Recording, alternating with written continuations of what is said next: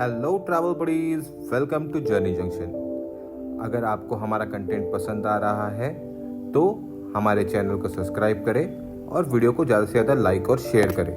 हम अपने सफ़र की शुरुआत करते हैं। नॉर्थ ईस्ट इंडिया का अपना ही जादू है। ये धुंध से ढके पहाड़ों, हरे भरे जंगलों, अनोखी कलाकृतियों का प्रदेश है। इस प्रदेश में है मेघालय, जिसका नाम बिल्कुल सही है, बादलों का घर। मुझे हाल ही में यहाँ पे जाने का अवसर मिला।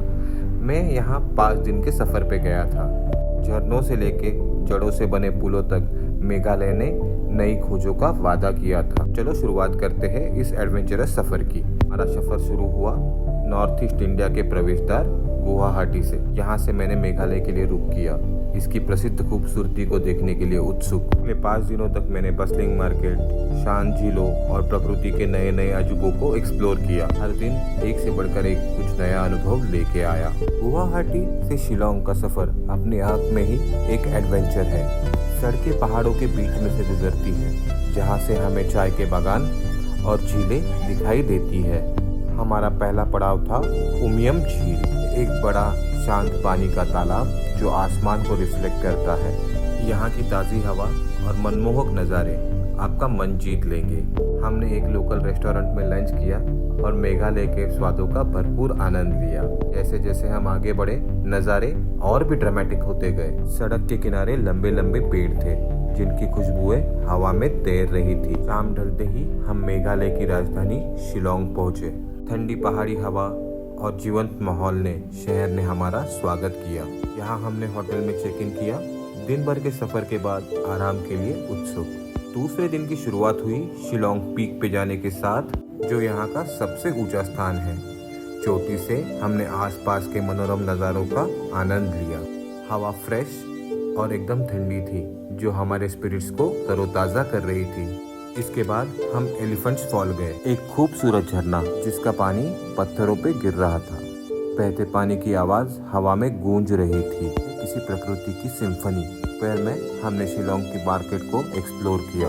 बाजार रंगों से भरा हुआ था, जहाँ पे वेंडर्स हैंडीक्राफ्ट से लेके ताज़ी उपज तक सब कुछ बेच रहे थे। हम लोगों ने यहाँ पे थोड़ी शॉपिंग की और हम लोग यहाँ के लोकल कल्चर में डूब गए। जैसे ही दिन ढलने लगा, हम लोग हमारे होटल वापस आए। हमारा दिल दिन भर के एडवेंचर से बहुत खुश था। तीसरा दिन जड़ों वाले पुल और झरने, चेरापूंजी के अद्भुत नज़ारे।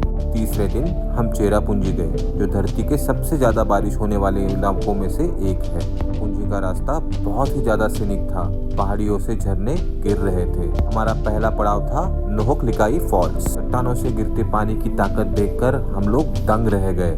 के बाद हम लोग जड़ों वाले पुल को देखने गए, जो स्थानीय लोगों की इंजेन्युइटी का कमाल है। ये पुल सदियों से पेड़ों की जड़ों को ट्रेन करके बनाए गए हैं। बायो इंजीनियरिंग का एक अद्भुत नमूना है। उनकी मजबूती और खूबसूरती को देखकर दंग रह गए, जैसे इंसानों और प्रकृति के बीच सिम्बियोटिक रिश्ते का प्रमाण।